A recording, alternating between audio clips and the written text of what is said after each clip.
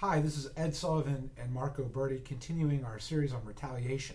Mark, this gets into a procedural, technical question where a lot of times an employee will file a charge, they're still an employee, let's say it's a discrimination charge protected by Title VII, they'll go to the EEOC, they'll file it. Then later on down the road, maybe not too far down the road, the employee gets fired.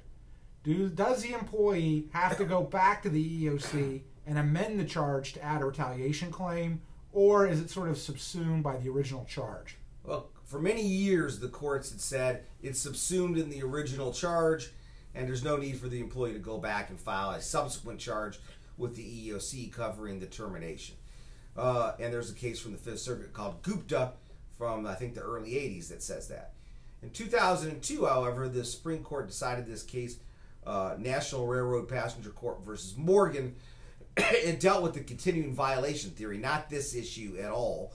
But it had some language in there that essentially says, well, for each discrete act of discrimination, exhaustion of administrative remedies has to be met unless it's a continuing violation, which the situation you described wouldn't be.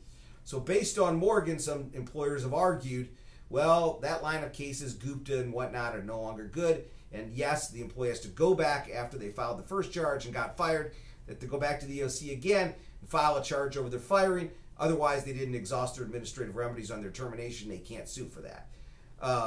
That argument has gotten some traction. The 10th Circuit has reversed its course and said that's right.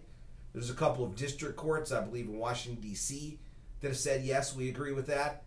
But most courts have rejected that and refused to stray from their prior precedent based on Morgan. It's still a developing area, though. So for you lawyers out there that practice an area, keep your eye on this subject because obviously it can have big consequences.